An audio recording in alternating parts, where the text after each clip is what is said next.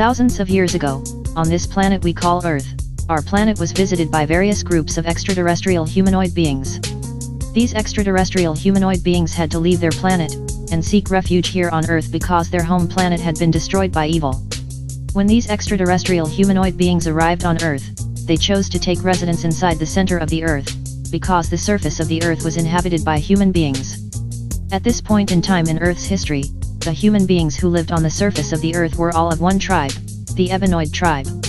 Since they live inside the Earth, these extraterrestrial beings have now become interterrestrial beings. The center of the Earth where these interterrestrial beings reside also contains an inner sun. The inner Earth has been called by a variety of names by cultures around the world, including Shambhala by Buddhist, Agartha by Tibetans, Kurnuji by the ancient Mesopotamians, the Duat or Aminta by the ancient Egyptians, Hades or the underworld by Europeans, Xibalba by the Mayans, and in modern times, the concept of the inner Earth has given rise to what is called the Hollow Earth theory. Unbeknownst to many human beings, the activities of these beings which reside inside the Earth has affected the course of human history and human development. The first and most noble of the beings which resides inside the Earth is called the Shayuk. Compared to human beings, the Shayuk would be considered geniuses with exceptional intelligence, and telepathic and telekinetic abilities. The Shayuk have a dark brown skin complexion, they are between 5 feet to 7 feet tall, and their heads, brains, and cranial capacity is much wider and larger than the average human. The Shayuk come to the Earth's surface occasionally to teach and to trade with certain tribes of human beings. The teachings of the Shayuk are so profound that when they come to the Earth's surface to teach, they are often called deities, gods, priests, prophets, messengers, and seers, and because of this fact, the Shayuk have strict laws which limit the interaction of Shayuk tribal members' contact with the humans on the surface.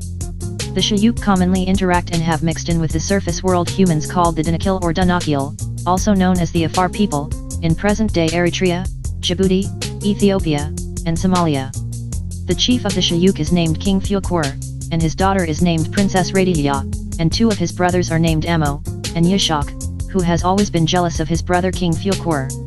King Fukur's brother Amo had fallen in love with a surface-dwelling human female, and he would sneak to the surface world to visit her, and would also pass himself off to the surface-dwelling humans as a psychic and a magician, and for these acts, Amo was exiled to live on the surface, 20 miles outside of the present-day city of Mecca in Saudi Arabia. As long as the people in the inner Earth spent most of their life in the inner Earth, then they will not die. However, to be exiled to the surface world means a person from inner Earth will eventually die like the mortals on the surface. In the caverns adjacent to the Shayuk, resides another group of nobles called the Sinin. The Sinin are also highly intelligent, but also have a fighting spirit. The Sinin are between 5 feet to 7 feet tall and have a variety of complexions from yellow to brown, and they are hairless and are most noted for their cone-shaped heads. The Sinin commonly interact and have mixed with surface world humans including the ancient Egyptians, the Olmecs in present-day Central America, the Mangatoug people in the African Congo, and the Paracas people in Peru. The chief of the Sinin is named King Lamsa, and his daughter is named Princess Lucina, and his son is named Prince Atif. One of the wretched group of beings which resides inside the Earth is called the Samin. The Samin are grotesquely obese, pale, with long elephant-like noses, and are very negative and aggressive. The Samin were actually the manifested evil grafted out of the Sinin on their home world prior to these beings arriving on Earth. Since the Samin were grafted out of the Sinin, it is the responsibility of the Sinin to police and keep in check the evil activities of the Samin. It is said that an American named Richard Sharpshaver encountered the Sinin and called them the Turos, meaning interrogative robot, and he also encountered the Samin and called them Duros, meaning detrimental robot. One day, the wretched Samin raided and invaded the village of the Shayuk, stealing food and terrorizing the Shayuk family. When King Fukur found out about this invasion by the Samin, he sent a telepathic message to King Lamsa stating that the Sinin has neglected their responsibility to keep the Samin in check, because the Samin were currently raiding and invading the village of the Shayuk. Upon receiving the telepathic message from King Fukur, King Lamsa went with his brethren to the caverns of the Shayuk to stop the invasion by the Samin and to drive the Samin back to whence they came. After driving the Samin away from the lands of the Shayuk, King Lamsa apologized to King Fukur, but tension remained between the Shayuk and the Sinin for some time after the incident.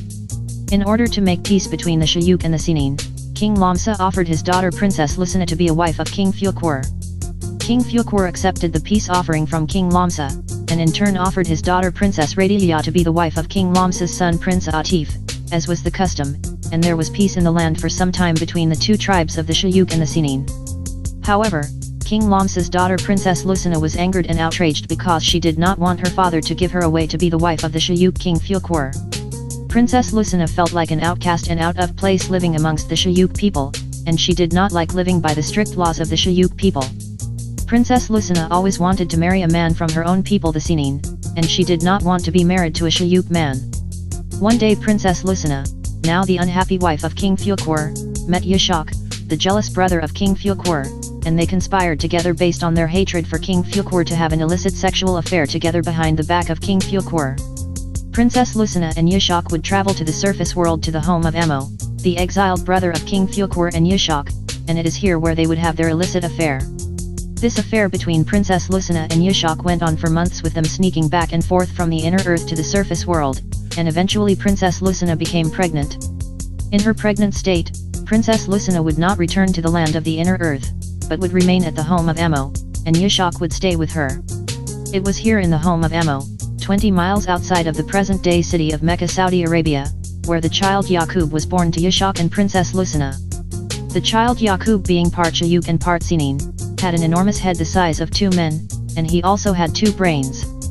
Knowing that they could not return to the inner earth because their affair had now produced a child, Yashmal and Princess Lucina decided to live and raise the baby Yakub for 5 years in the home of Emo, 20 miles outside of the present-day city of Mecca, Saudi Arabia.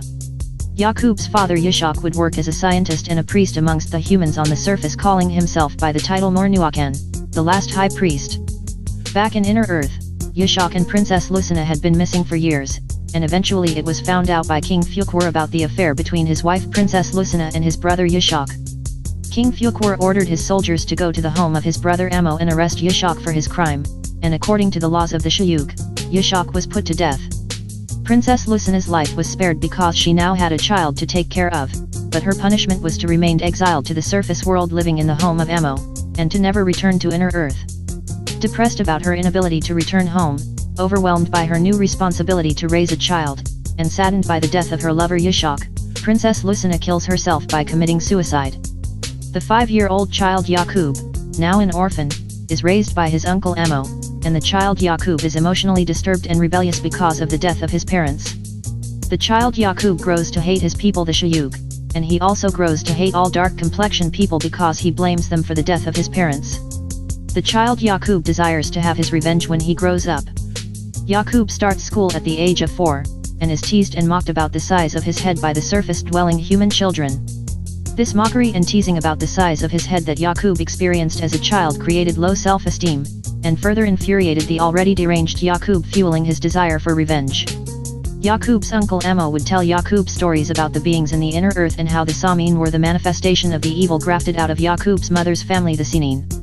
One day, when Yakub was 6 years old, he was playing with 2 steel magnets in the home of his uncle Emo, and Yakub noticed the magnetic power of attraction and repulsion that unlike attracts, and like repels. By observing this, Yakub was inspired with a determined idea to create a tribe unlike any of the people on the surface of the planet, and this unlike tribe would be weak and wicked, and attract the other tribes on the surface of the planet, and rule over them with the knowledge of tricks and lies for 6,000 years. Upon coming to this realization, Yakub looked up at his uncle Emo and said, "Uncle, when I get to be an old man, I am going to make a people who shall rule you." Uncle Emo said, "What will you make? Someone to make mischief and cause bloodshed in the land."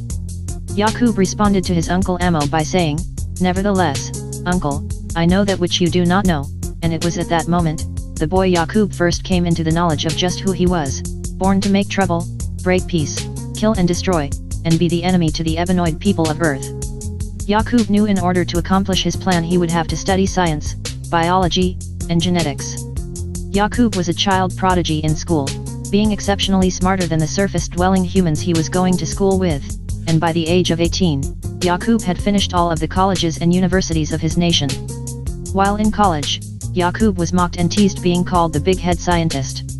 After graduating from the colleges and universities of his nation, Yakub began to preach a new doctrine to the people in the city. Yakub called his new doctrine Tricknology, and his holy book was called the Book of Tricknology of 120 Degrees. Yakub taught that if people followed his doctrine, then they would be able to rule the world for 6,000 years, and make slaves out of everyone else on the earth. Yakub made such impressions on the people that many people began following him. The children who once mocked and teased Yakub were now requesting to be part of what he was teaching. The girls who once laughed at Yakub were now women who desired him. As Yakub's teachings spread, he made more and more converts to his new doctrine, and the power of Yakub's doctrine began to intimidate the king of the surface-dwelling humans, who ordered to have Yakub and all of his followers thrown in prison. The police arrested all of Yakub's followers and put them in prison, and filled up all of the prison cells with Yakub's followers. However, there was not enough space to put all of Yakub's followers in jail, therefore there were still some people free who were spreading Yakub's teachings. The police notified the king that they did not have enough space for all of Yakub's followers, and at that point the king decided to go to Yakub's prison cell and negotiate a deal. The king went to visit Yakub in his prison cell, and the king said, "So you are Mr. Yakub?" Yakub said, "Yes, I am." The king said, "Yakub, I have come to see if we could work out some agreement that would bring about an end to this trouble. What would you suggest?" Yakub said to the king, "If you give me and my followers everything to start a civilization, and furnish us with money and other necessities of life for 20 years, I will take my followers and we will leave." The king was pleased with the deal offered by Yakub, and agreed to take care of them for 20 years, until Yakub's followers were able to go for themselves. After 20 years, the government began to make preparation for the exiling of Yakub and his followers. The king ordered everyone rounded up who was a believer in Yakub's doctrine, and they took them to the seaport and loaded them on ships. When Yakub and his followers departed, there were a total of 59,999 followers, plus Yakub, making 60,000 total people on 100 ships. Yakub and his fleet of ships departed from an area 20 miles outside of the present-day city of Mecca, Saudi Arabia, and set sail on the Red Sea, and sailed all the way around the continent of Africa to go to their destination, which was the area which is currently called the island of Patmos, or Palam, in the Aegean Sea. While on the ships sailing around Africa to get to the area which is currently called the island of Patmos, Yakub began the second part of his plan, which was a eugenics human graftation experiment. Even though all of the people on the surface of the earth were of one tribe, the Ebenoid tribe, there was still some variation within the Ebenoid tribe, and Yakub began to highlight these differences, and Yakub taught these people that they were special, because Yakub planned to use them to graft his new tribe. Yakub developed his theory by studying his own genetics under the microscope and noticing that there were two different genes in him, one gene that was dark from his father Yishak's family, the Shayuk, and the other that was not dark from his mother Princess Lucina's family, the Sinin. Yakub began to have children with the women on this ship, and the babies which were born that were a lighter complexion he would spare their life, but the babies which were born which were of a darker complexion, Yakub would have thrown overboard into the ocean. Yakub felt if he could successfully separate the darker gene from the lighter gene, then he could graft the Ebenoid tribe into its last stage, which would be albinoid. Yakub planned to create a tribe of albinoids, which he discovered was weaker than the Ebenoid gene, which would be unalike, to rule the Ebenoid nation for 6,000 years. When Yakub's followers found out about his new wicked plan, and learned that he was killing and throwing babies overboard into the ocean, 95% of his followers lost their loyalty to Yakub, and abandoned his mission and jumped ship. As Yakub's fleet of ships sailed around Africa, people who lost loyalty to his mission would jump ship into the areas which are now Egypt, Sudan, Ethiopia, Kenya, Djibouti, Somalia, Mozambique, Namibia, Senegal, Morocco, and Tunisia. 10% of the original 60,000 of Yakub's followers betrayed Yakub and jumped ship. 85% of the original 60,000 of Yakub's followers jumped ship because they were confused why he would do such a horrible thing, leaving only 5% of the original 60,000 of Yakub's followers who actually made it to their destination of the island of Patmos in the Aegean Sea. As king on his island, Yakub set up birth control and Planned Parenthood laws which would contribute to his plan of negative eugenics and genocide to breed his albinoid tribe. Yakub made it a law that only the lighter complexion people could have children. People with darker complexions were put to death, and when children were born, nurses were ordered to have the darker babies killed by pricking the brains with a sharp needle as soon as the child's head was out of the mother, but the lighter babies were allowed to live.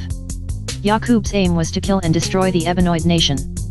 Yakub would have the dead bodies of the darker babies fed to wild beasts, and if they could not find a wild beast to feed the bodies to, they would take the dead bodies of the babies to a cremator to be burned. This is the level of intense hatred Yakub had in his heart. This process went on for years on Yakub's island as Yakub trained his sons and grandsons to carry on his work after he died. Yakub died at the age of 150 years old from a brain tumor. As the father of technology, Yakub taught his people a doctrine which would enable them to rule the world for 6,000 years. Yakub also taught his people that God is a spirit and a spook and not a man, and Yakub was the founder of the doctrine that unlike attracts and like repels. After 200 years on Yakub's island, all of the darker babies had been done away with, and all babies were born of a new tribe called the Rubedoid tribe. After another 200 years, all babies were born of an even newer tribe called the Citrinoid tribe. And finally, after another 200 years, which makes 600 years total, all the babies born on Yakub's island were of Yakub's desired albinoid tribe. It took 600 years to breed Yakub's albinoid tribe, and every imagination of their heart and all of their actions were wicked continuously. The evilness of the albinoids not only affected themselves, but also affected the other peoples of the world. Yakub's albinoids returned to the city where they were exiled from. Once back in the city, it took only 6 months for Yakub's albinoids to cause chaos and war amongst the Ebenoid people. The king of the Ebenoid people realized that it was Yakub's albinoids who were causing all the trouble, and the king made a decree to drive Yakub's evil albinoids from amongst them. The king rounded up all of Yakub's albinoids and stripped them of their clothing, and put an apron on them to hide their nakedness, and sent his army with them across the desert to cross the burning sands into the place which is modern-day Europe. Yakub's albinoids were roped into the mountains and caves, and the king's army would patrol the area to make sure Yakub's albinoids stayed in the mountains and caves for 2,000 years to ensure that these people are kept away from the Ebenoid people. During this 2,000-year period living in the mountains and caves without anything to start civilization, Yakub's albinoids became shameless, and lost all sense of shame and started going nude, and in the winter they wore animal skins for clothes and grew hair all over their bodies and faces like all the other wild animals. Yakub's albinoids tamed the wolves and dogs to live in the caves with them, and after some time the dog held a high place among their family, becoming their best friend. After 2,000 years of living in the caves, the wickedness of Yakub's albinoids was observed, and an Ebenoid man named Moshe was sent to civilize them. Moshe led Yakub's albinoids out of the caves. However, once out of the caves, Yakub's albinoids killed Moshe. Free from the caves, Yakub's albinoids went on a rampage throughout the earth, conquering and subjecting the Ebenoid people, pitting one against the other using the idea of divide and conquer. Yakub's albinoids began to execute Yakub's plan for them to rule the world for 6,000 years. A man named Mahamdu attempted to teach Yakub's albinoids to convince them to end their devilishment. However, this was still 1,400 years before the end of Yakub's albinoids' 6,000-year period of dominion over the earth. And so, Yakub's albinoids ruled the earth for 6,000 years, spreading their devilishment, evil, pain, suffering, and oppression to the Ebenoid people of the earth as designed by the big head scientist Yakub.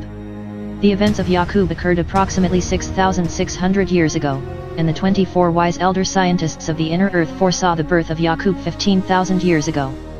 This history, or future, of Yakub and his people was predicted and foretold by the 24 wise elder scientists of the inner earth 8,400 years before the birth of Yakub. The 24 wise elder scientists of the inner earth were aware of the birth of Yakub, and they were aware of the things Yakub would do before Yakub was even born. The 24 wise elder scientists of the inner earth predicted that in the year 8,400, this man Yakub would be born, and when this man was born, he will change civilization in the world, and produce a new tribe of people, who would rule the original Ebenoid people for 6,000 years, from the 9,000th year to the 15,000th year. After the 6,000-year rule of Yakub's people, the Ebenoid people would give birth to one whose wisdom, knowledge and power would be infinite. One whom the world would recognize as being the greatest and mightiest since the creation of the universe, and that Yakub's old warring wicked world would be removed and destroyed, and the Ebenoid nation would be restored into power to rule forever and to establish a world of peace and righteousness. This great redeemer of the Ebenoid people, who was predicted by the 24 wise elder scientists of the inner earth to bring balance back into the world, is known under many names, titles, and attributes, including He who has no equal, He who there never was anyone like, the Supreme Being, the Mighty, the Wise, the Best Knower, the Light, the Life Giver, the Guide, the All-Powerful, He who knows how to reproduce the universe and the people of his choice. But his mother calls him Yashmal. Yashmal was the son of Princess Radiya of the Shayuk family, and Prince Atif the Sinin family. Yashmal's parents, Princess Radiya and Prince Atif, married each other in order to establish peace between their two quarreling tribes. However, the union of Princess Radiya and Prince Atif was more than mere chance. Their union was specifically guided, selected, and arranged by the 24 wise elder scientists of the inner earth, who were also genetic engineers. They knew that the offspring of the union between Princess Radiya and Prince Atif would be the personification of order to balance out and offset the chaos of Yakub. who was the offspring of Yashak and Princess Lucina. Yashmal began his education on the day he was born, as is the custom amongst members of the Shayuk. It would be unheard of for a member of the Shayuk to wait until the age of 4 to start school unless the child was mentally handicapped. Being part Shayuk and part Sinin, Yashmal's head was noticeably larger than the other members of the Shayuk and Sinin. Yashmal had an enormous head, 2 brains, and a third enlarged pineal gland which sat in the center of his 2 brains, making the top of his head appearing to be shaped like 3 orbs. Amongst the Shayuk and Sinin, Yashmal would be called the big head scientist. However, amongst these tribes, this statement was not taken to be an insult, but rather a compliment, alluding to the individual's intelligence in the same way that saying big muscles alludes to an individual's strength. Since Yashmal was raised in his native land amongst his people who looked like him, he did not suffer from the same ridicule, mockery, and low self-esteem which plagued his cousin Yakub, who grew up in a foreign land amongst other than self and kind. As a child, Yashmal was an exceptional prodigy and a genius. Yashmal was also told stories of the evil activities which transpired at the hands of his cousin Yakub. One day, when Yashmal was 9 years old, he was playing with 2 electromagnets in the home of his grandfather King Fukur, and noticed that electrons flowing in the same direction through 2 electromagnets would create the magnetic phenomenon of attraction, and that electrons flowing in opposite directions through 2 electromagnets would create the magnetic phenomenon of repulsion. By observing this, Yashmal realized that like flowing energies create attraction and unlike flowing energies create repulsion. Thus, Yashmal was inspired with a determined idea to direct the flow of mental energy of the Ebenoid people of the planet in the same direction so that the Ebenoid people of the planet will be unified again to be strong and righteous, and bring peace and balance back to the earth forever. Upon coming to this realization, Yashmal looked up at his grandfather King Fukur and said, "Grandfather, when I get older, I am going to make a people strong and righteous, and I will eliminate the devilishment which has come into the world to show and prove real power and wisdom, and bring back peace and supreme balancement forever." Grandfather King Fukur said, "What will you make? Someone to establish order and cause harmony in the world?" Yashmal said, "Man plans, and I plan, and surely I am the better planner." And it was at that moment, the boy Yashmal first came into the knowledge of just who he was, born to establish order, bring peace, build, create, and be the redeemer to the Ebenoid peoples of earth. It is common for members of the Shayuk tribe to finish all of the coursework taught in all of the colleges and universities of the surface world by age 9, but Yashmal finished by age 7. If it took a member of the Shayuk tribe until age 18 to finish all of the coursework taught in all of the colleges and universities of the surface world, then that person would surely be looked at as being mentally handicapped or mentally retarded. Yashmal finished all of the advanced universal sciences which are taught by the schools in the inner earth by the time he was age 12, even though it is common to finish this coursework by age 15, but Yashmal was a genius and a prodigy. After finishing school, Yashmal met with the 24 wise elder scientists of the inner earth and told them of his intention to travel to the surface world as a bringer of peace and redeemer of the Ebenoid people. Yashmal was tried and tested by the 24 wise elder scientists of the inner earth, and once found worthy, at age 18, Yashmal traveled to the area presently known as the Mwanza region near the countries of Tanzania, Uganda, and Kenya in Africa. Yashmal called his new doctrine Teachnology, and his holy book was called the Book of Teachnology of 720 Degrees, which was in a question and answer format designed to get the mental energies of the listeners flowing in the same direction, which would in turn create unity, harmony, and attraction amongst kindred. Yashmal's new doctrine was so powerful that he had millions of people from all of the tribes on the earth coming to hear his message and aspiring to be a part of his mission.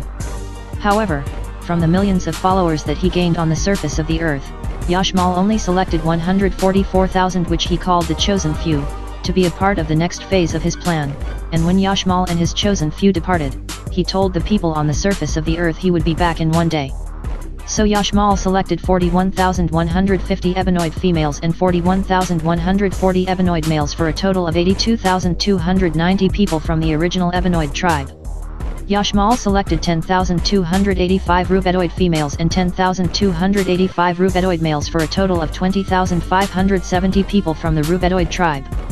Yashmal selected 10,285 Citrinoid females and 10,285 Citrinoid males for a total of 20,570 people from the Citrinoid tribe. And Yashmal selected 10,285 albinoid females and 10,285 albinoid males for a total of 20,570 people from the albinoid tribe, which made 144,000 people total. Yashmal took his followers into the inner earth through an opening beneath the Great Lake in the present-day area known as the Mwanza region in Africa to begin his eugenics genetic engineering experiment of grafting the various tribes of people on the earth back into the original Ebenoid tribe. Yashmal, being a master genetic engineer who was all-wise, right, and exact, knew that it was not necessary to kill anyone in order to accomplish his goal because he had knowledge of the science of dominant and recessive genes. Knowing that the Ebenoid tribe was the first, then Yashmal knew the Ebenoid gene would be the most dominant, followed by the Rubedoid gene, followed by the Citrinoid gene, and lastly followed by the Albinoid gene. While inside the inner earth with his followers, Yashmal applied the science of dominant and recessive genes to design and engineer a system of arranged marriages by which the offspring born from each arranged marriage would have certain desirable qualities, and in time over a period of 900 years, all of the derivative tribes would have been grafted back into the original Ebenoid tribe. Yashmal also observed that the gene of the Ebenoid woman was the most dominant gene, and so Yashmal established the following rules of arranged marriages amongst his followers. 10,285 Ebenoid women and 10,285 Ebenoid men would marry to keep the Ebenoid gene strong and pure. 10,285 Ebenoid women would marry 10,285 Rubedoid men. 10,285 Ebenoid women would marry 10,285 Citrinoid men. 10,285 Ebenoid women would marry 10,285 Albinoid men. 10,285 Ebenoid men would marry 10,285 Rubedoid women. 10,285 Ebenoid men would marry 10,285 Citrinoid women. 10,285 Ebenoid men would marry 10,285 Albinoid women. Yashmal would also keep 10 Ebenoid women as wives for himself. The men and women were required to get married by age 19, and each couple were to have 2 children. Living in the inner earth where he was from, Yashmal was continuously regenerated and rejuvenated and did not die like his cousin Yakub on the surface of the earth. Yashmal was able to teach, socialize, laugh, play with the children, enjoy life, and observe the generations and progression of his followers over the centuries. The offspring of the Ebenoid woman and the Ebenoid man would always be Ebenoid. The offspring of the Ebenoid woman and the Rubedoid man would also be Ebenoid because of the strength of the Ebenoid woman's genes. The offspring of the Ebenoid woman and the Citrinoid man would be Ebenoid 75% of the time, and Rubedoid 25% of the time, because of the strength of the Ebenoid woman's genes. The offspring of the Ebenoid woman and the Albinoid man would be Ebenoid 75% of the time, and Citrinoid 25% of the time, because of the strength of the Ebenoid woman's genes. The offspring of the Ebenoid man and the Rubedoid woman would be Ebenoid 75% of the time, and Rubedoid 25% of the time. The offspring of the Ebenoid man and the Citrinoid woman would be Rubedoid. The offspring of the Ebenoid man and the Albinoid woman would be Citrinoid. With the laws of arranged marriages in place, it would take Yashmal's chosen 144,000 people 46 generations over the course of 900 years to be grafted back into the original Ebenoid tribe. During this time, for some generations recessive genes would tumble forward.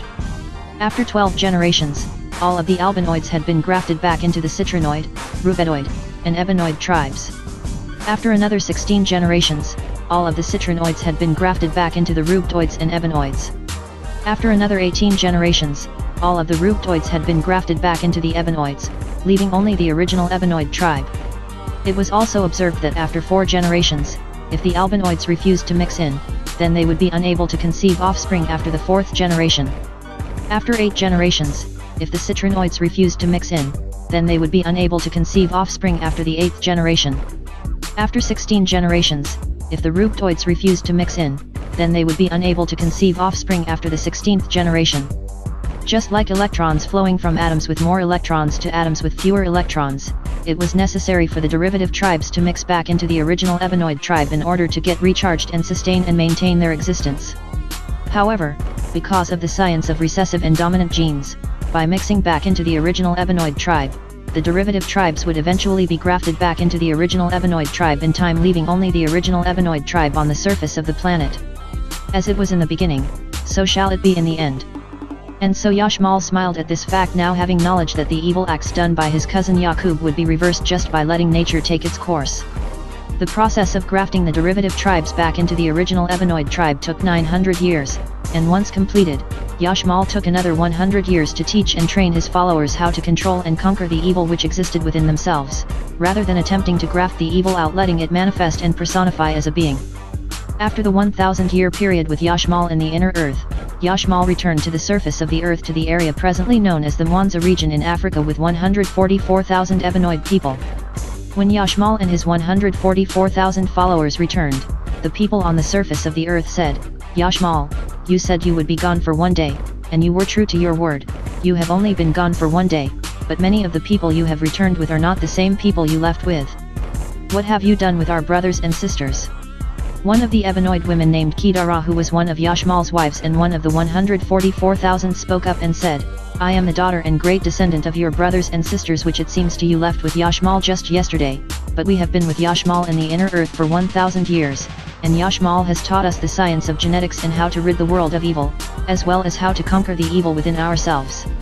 Yashmal spoke and said, "Indeed, one day in the inner earth can be like 1,000 years." Yashmal's 144,000 followers then proceeded to teach the Ebenoid people on the surface of the earth the way to defeat the evil currently plaguing the earth in the same way that Yashmal had taught them. Yashmal returned to the inner earth with his Ebenoid wife Kidara.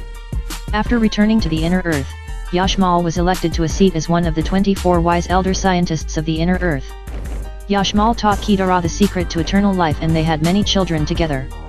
Yashmal told Kidara that the Ebenoid woman is the human representative of nature on the surface of the earth, and thus the Ebenoid woman is the key to destroying the evil plaguing the surface of the earth, and she is the key to bringing peace and balance back to the surface of the earth. Yashmal told Kidara that it was not him who the 24 wise elder scientists of the inner earth had prophesied about, it was her, the Ebenoid woman. Yashmal told Kidara that he was merely a conduit to allow her to bring balance back to the earth. And so while the big head scientist Yashmal's followers execute his plan on the surface of the earth, Yashmal and Kidara wait with their family in the inner earth for the hereafter, that is to say, here on earth, after evil has been removed, and peace and balance has been restored.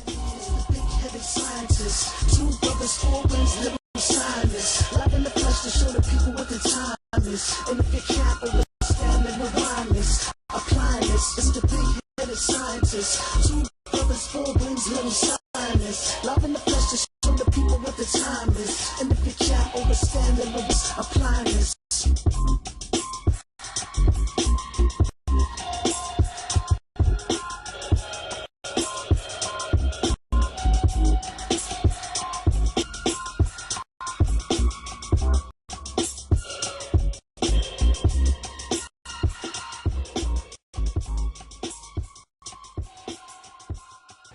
According to what Master Farad Muhammad taught me on the race question, the origin of the races, in the beginning of the races, they numbered around 4. And from these 4 races of people, they has produced many different types of people, but they are not, say, independent in their beginning. They came from one.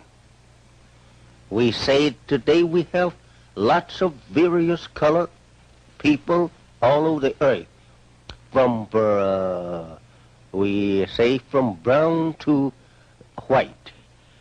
We are not all the same color due to intermixing with such colors as black, brown, yellow, and red and white.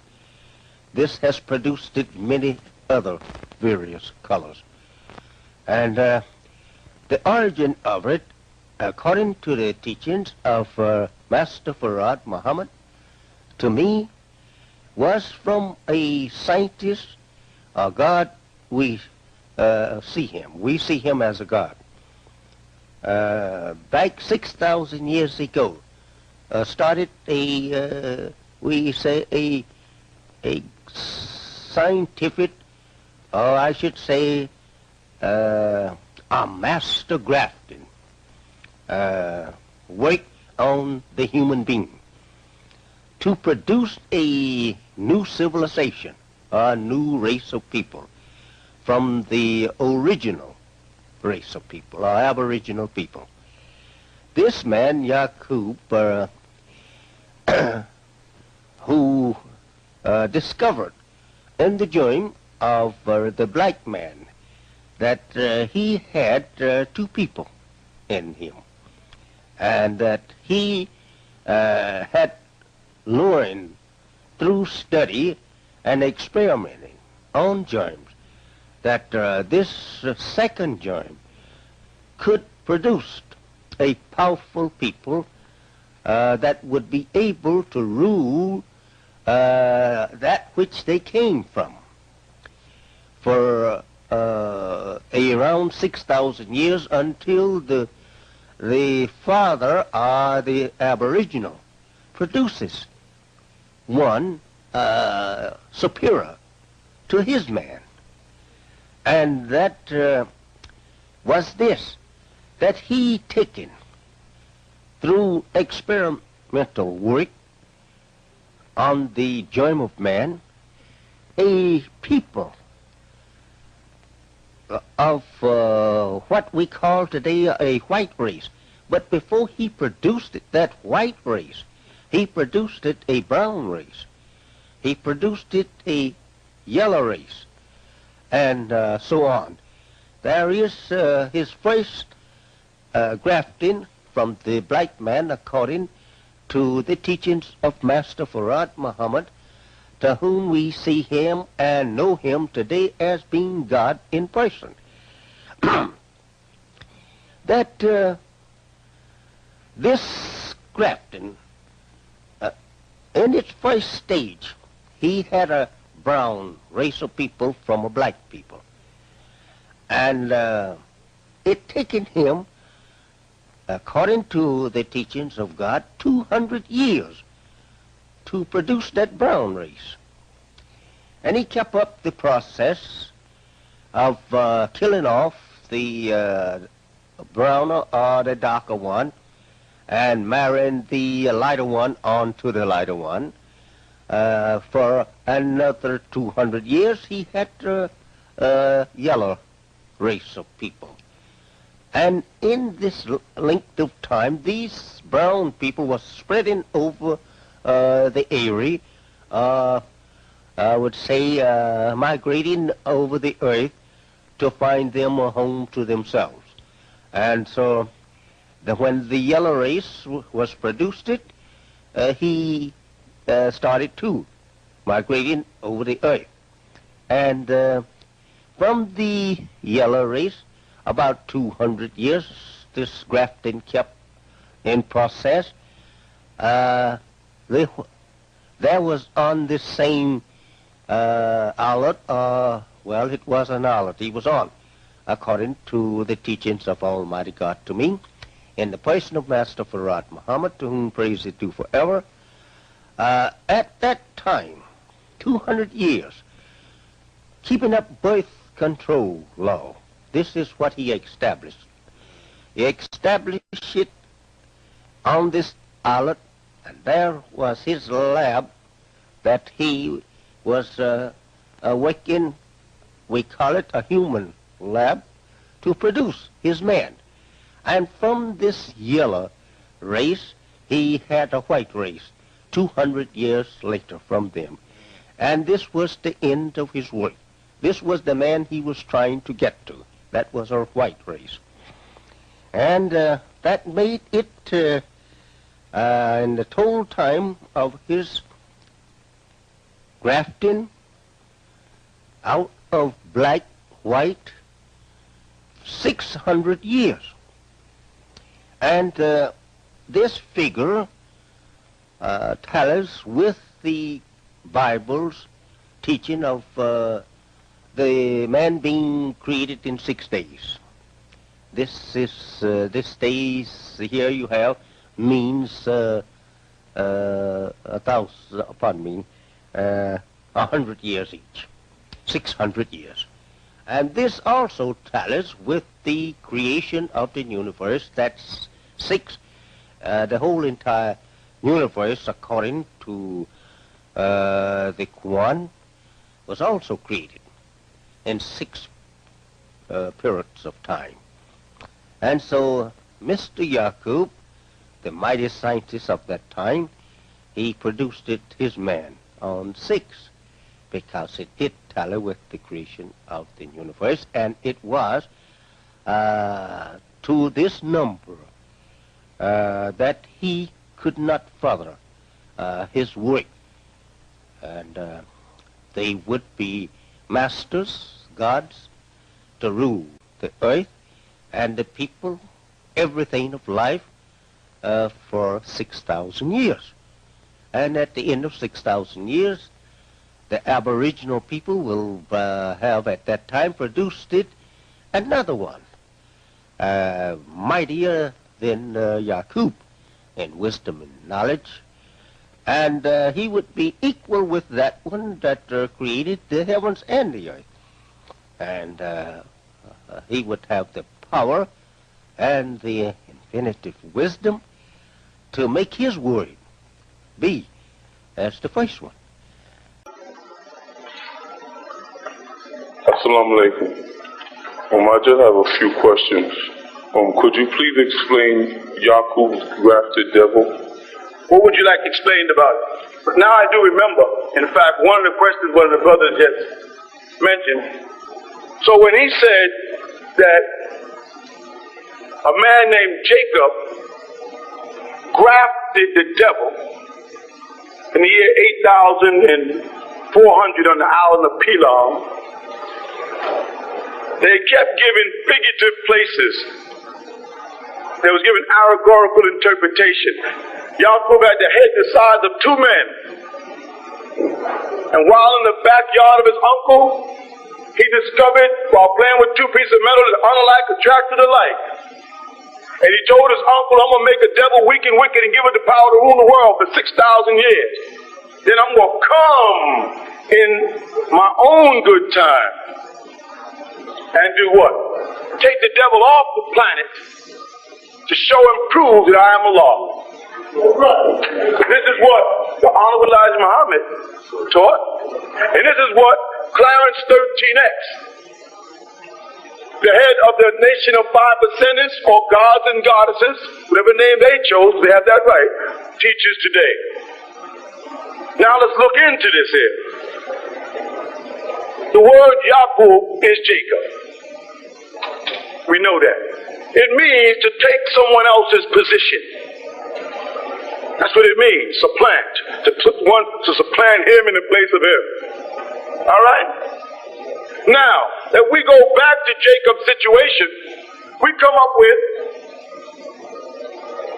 Jacob's mother, Rebecca, trying to deceive Isaac, because he was blind.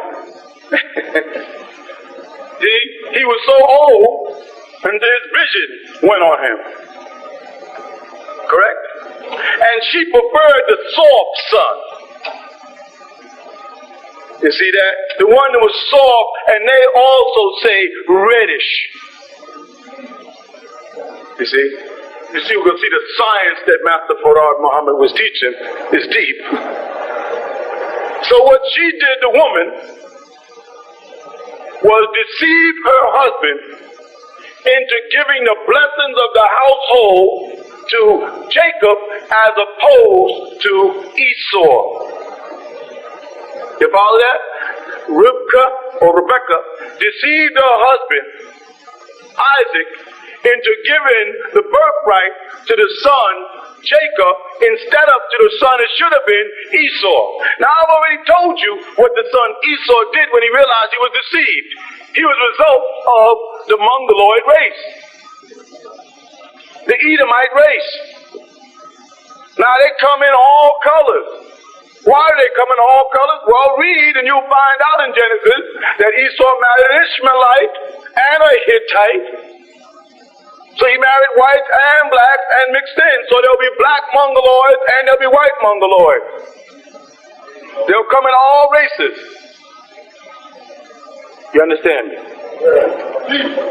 So when this woman deceived her husband, they placed the wrong son in authority. He was supplanted. This Jacob or Yakub was put in the place of his older brother Esau, his twin, by the way. Now, the Israelite nation says that Esau, because his name became Edom, and Edom means red or to blush, you know, the term blush in the cheeks, was the father of the white race. There's black people that blush red. They blush and their face turns red. That means that they are part of the white race? No. Just admit it's a mistake. And let's move on to the truth. So now what happened is Jacob fathers 12 sons by 4 wives. Because the genes have been scrambled. The devil did a good job of scrambling our genes. That was his thing. You follow that?